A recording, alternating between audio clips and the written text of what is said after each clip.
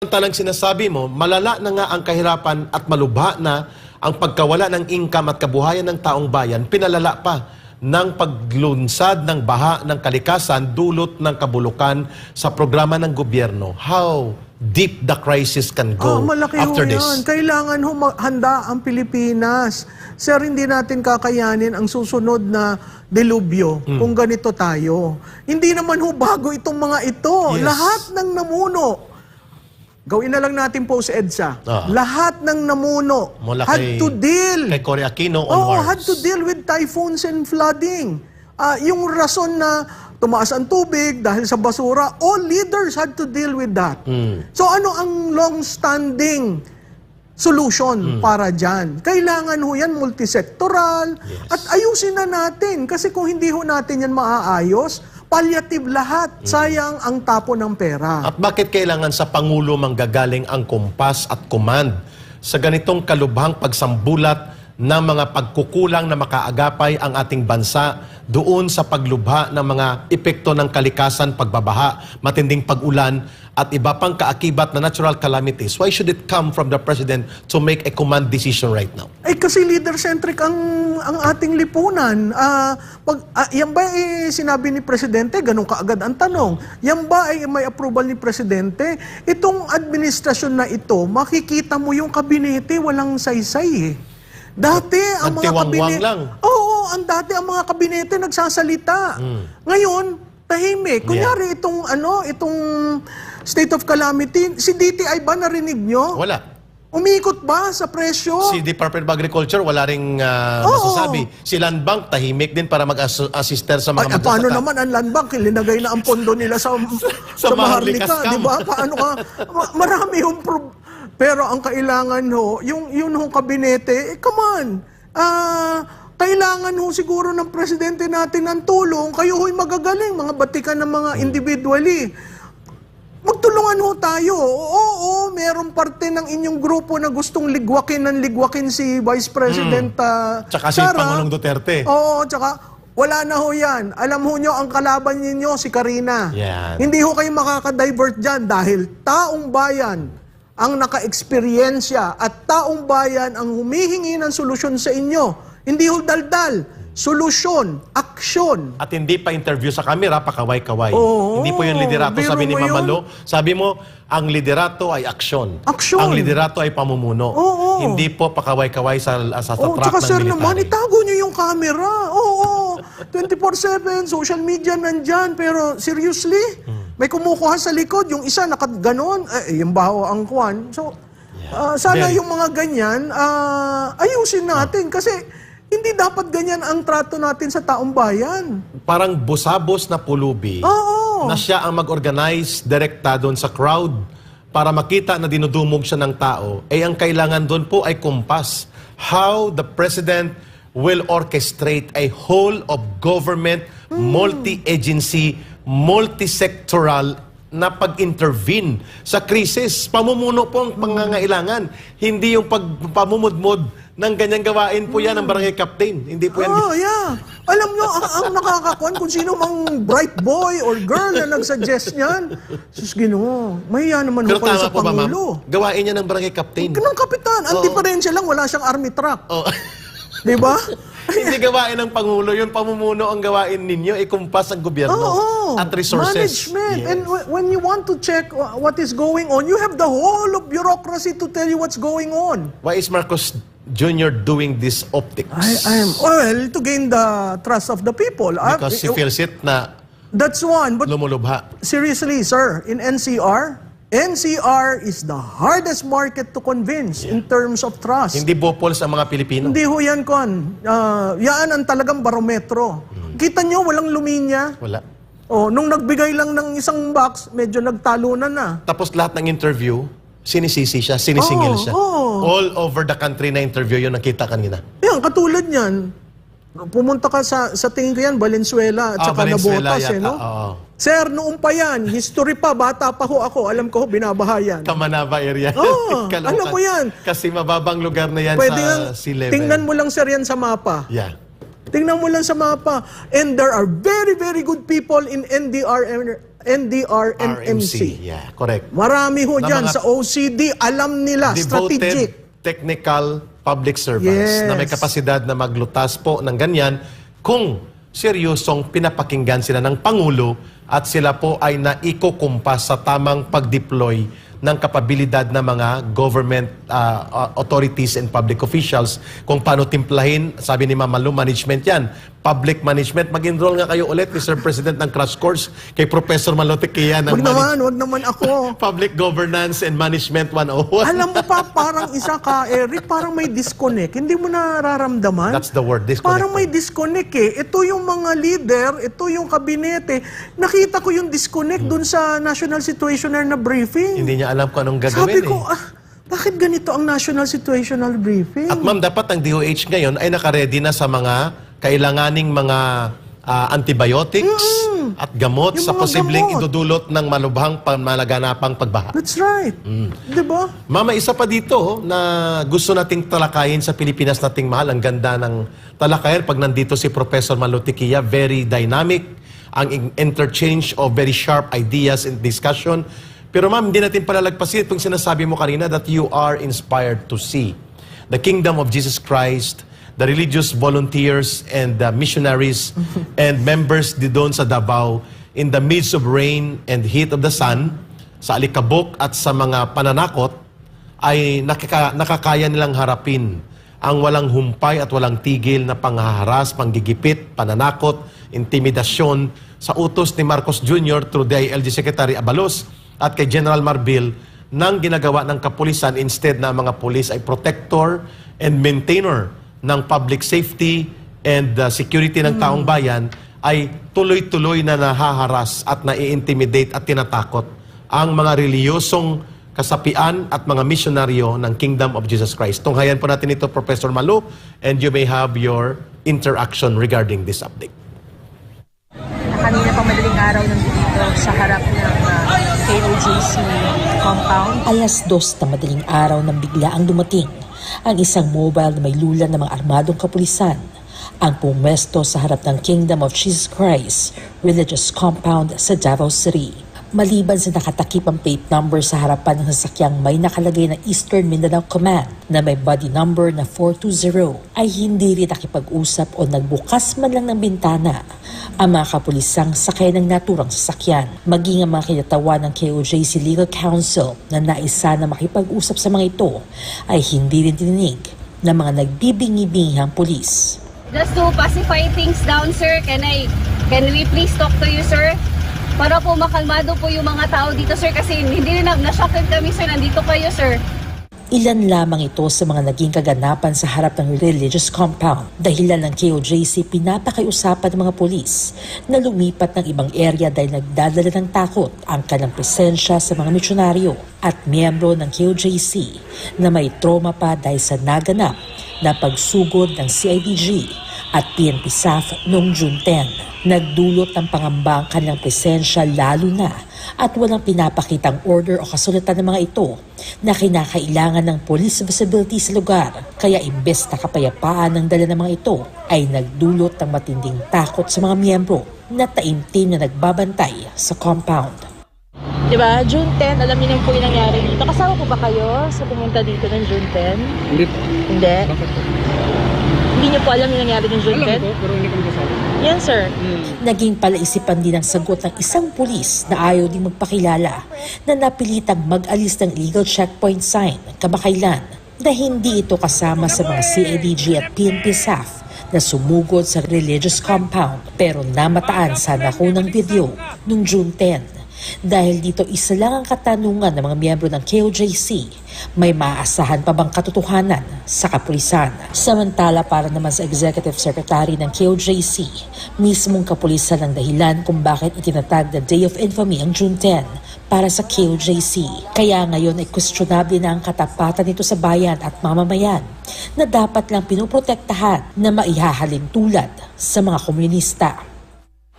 Kami kalaban na mga komunista karon kauban na mo. Magkasama na kayo. Mauna inyohang ginatuman. Mauna ang nagpadagan karon sa atong nasod.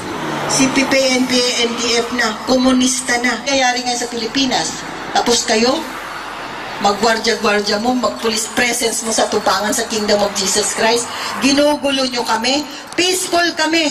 For ilang taon na kami nakatira dito. Pila na may katuig din. 40 years peaceful mi. Nagubot lang mi. Pagsulong ninyo ng mga polis. Pagsulong ninyo mga kamo nga mga PNP, CIDG, remember that is the day of infamy. June 10, 2024 is the day of infamy. Kamo ang nanggulo diri, kamo ang naggubot sa amuang dapit. Tapos karon, paali-aligid kayo dyan. Kunyari, police presence. Hindi, terorista mo. Mga NPA mong dagko. Mauna yung ginatuman. Kamo ang nagkapagubot diri sa Pilipinas. Kamo ang nagkapagubot diri sa Kingdom of Jesus Christ. Mauna yung ginahimo.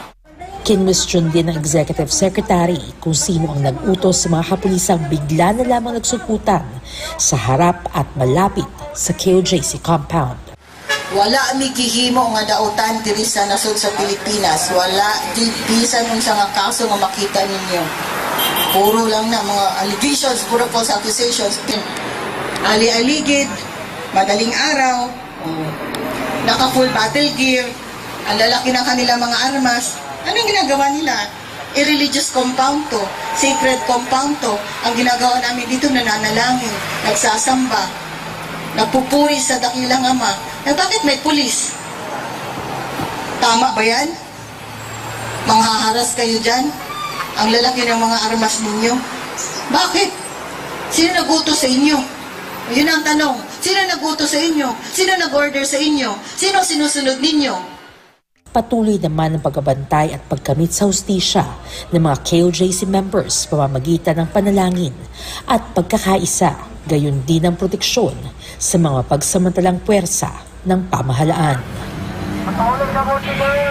Okay.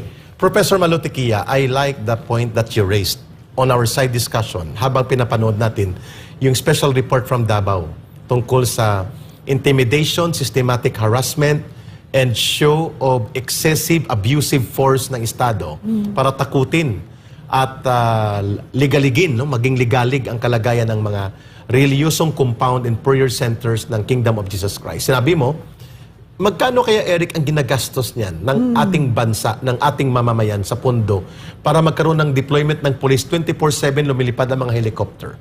Ma'am, your reaction to this very insane, nakakabaliw na hindi mo maubos maisip how the government would treat this kind of religious compound, prayer center, and religious participants for almost more than 1 month na ito, ma'am. Araw-araw nilang ginagawa ang intimidation, harassment, 24/7, pinapaliparan ng helicopters.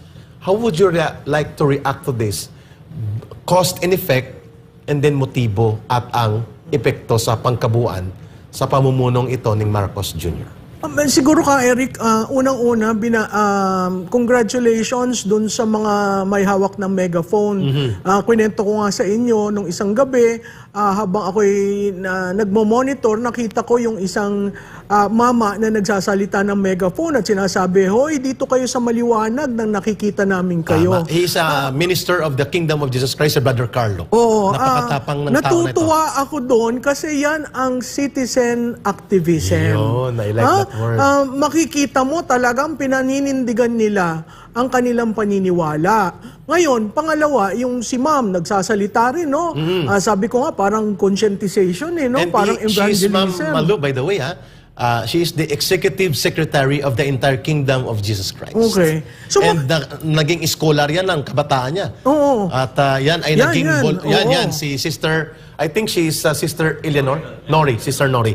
Yes, Ma'am Malu, go on with your point na ito'y napakagandang mga development. Oo, kasi makikita mo sila mismo nag-e-engage. At mukha naman itong mga kapulisan nahihiya na sa ginagawa nila kasi biro mong itago sa medyo madilim. Yung iba na nakatungo na lamang habang nakikinig sa mga gano'n, no?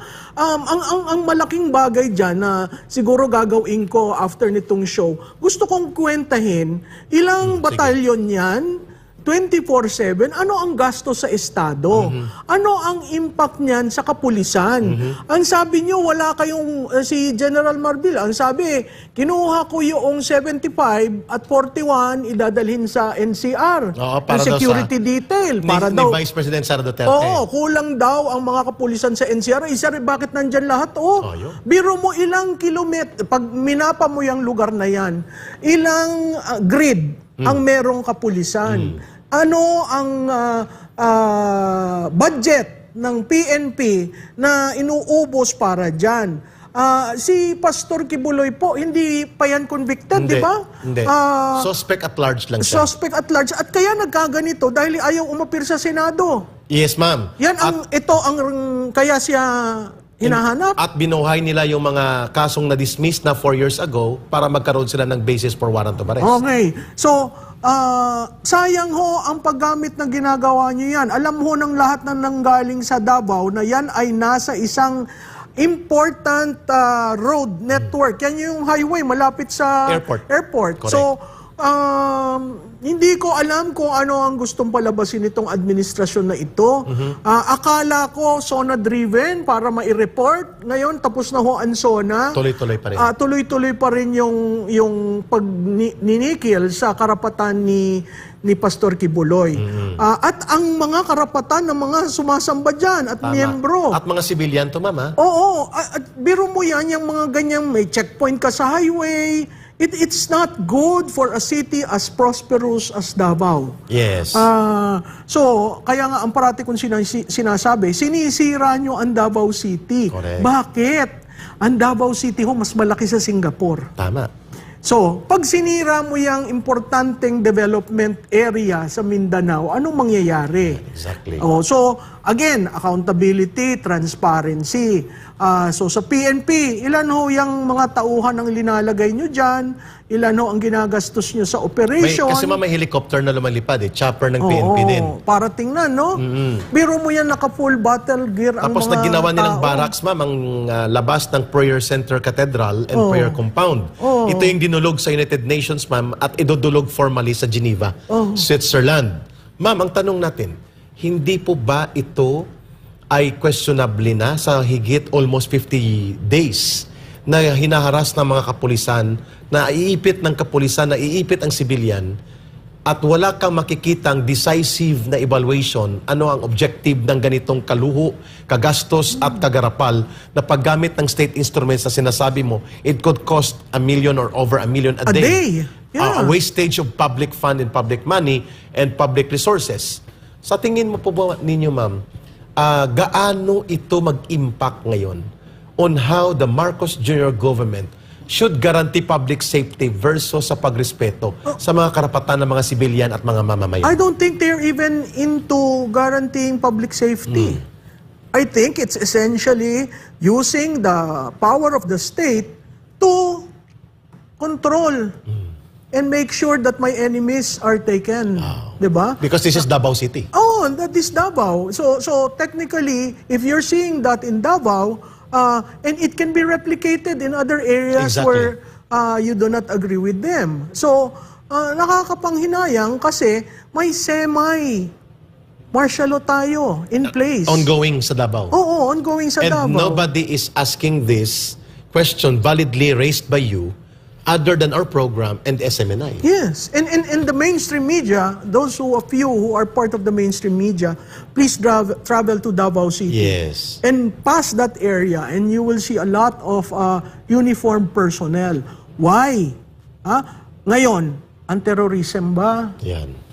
Di ba? Pag nakadeploy yan dyan, paano na ang terrorism? Kasi ma'am, ang unit na ito, ma'am, ay anti-terrorism unit ito. Recently, may nangyari sa Cotabato City. Exactly. Ano ang reaksyon natin dyan?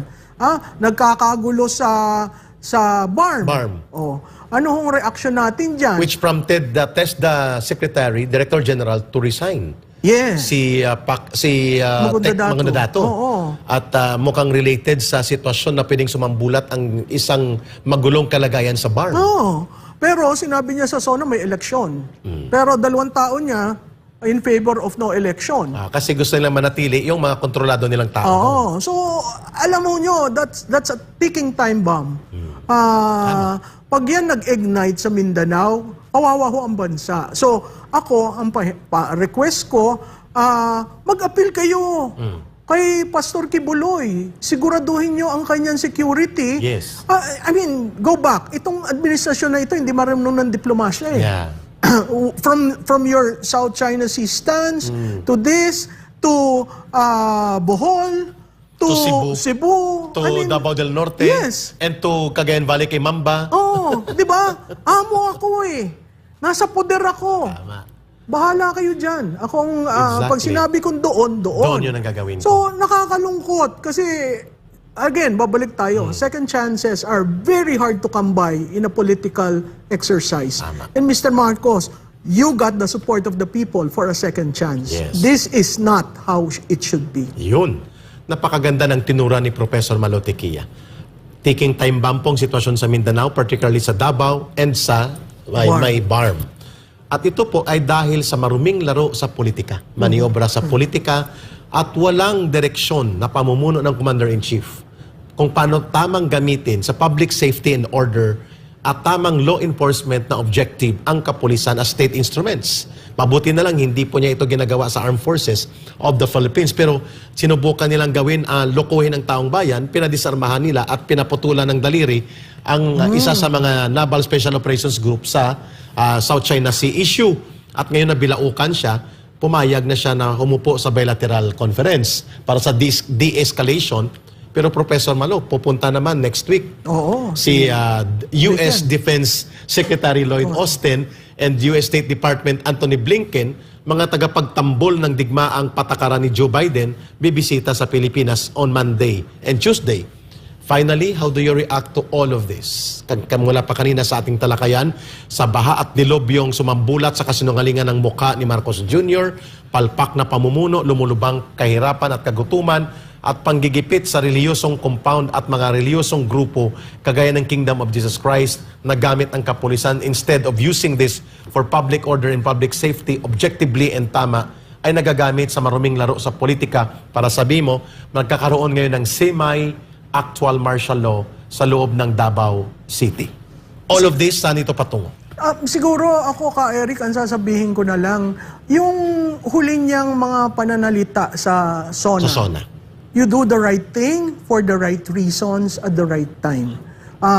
Sinabi mo doon, Mr. President, sa pangalan mo, you will not allow wrong things to be done. Tama. It's a paraphrase of your last few words. I was so surprised that you quoted that person and you used that quote. So, hindi ko alam kung binasa niya, linagay niya sa puso yon, o sinulat lamang ng iyong speechwriter. Most likely. Because that is very, very telling. Because the knowledge of what is right and what is wrong is critical in management. The knowledge of what is right and what is wrong is important in politics. The knowledge of what is right and what is wrong Correct. leads you to patriotism. And the knowledge of what is right and what is wrong brings you to loving this country, however hard it can be. Napakaganda po ng tinura ni Professor Malotequia. No amount of bravado of a leader can cover up for her or his lack of sense of moral uprightness. Yung tinuran po ni Ma'am Malu, ni Professor Malu, yun pong tinatawag na requirement of sense of moral uprightness. Yung pagiging matuwid at matino na pag-iisip para sa pag-dispose ng power at authority, yun pong hindi nakikita ngayon kay Mr. Marcos Jr. And everything, sabi ni Ma'am Malu, is seemingly collapsing under his feet.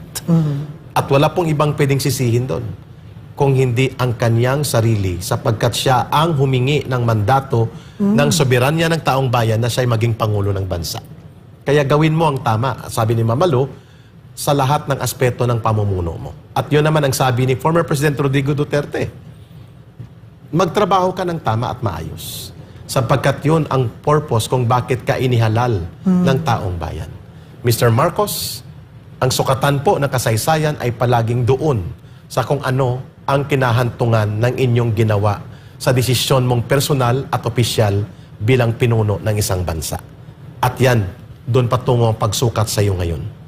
At sana, sabi ni Mama Lu, ay susukatin ka ng maayos sa pangalawang pagkakataong binigyan kayo, ikaw at ang pamilya mo, ng oportunidad na maibangon ang inyong pangalan at integridad bilang isang political family sa bansang ito na hinatulan ng napakalupit na kasaysayan noong 50 years ago or 40 years ago. 36. 36 years ago. Ngayon, susukatin ka muli at sinusukat ka. Sasapat ka ba sa timbangan ng pag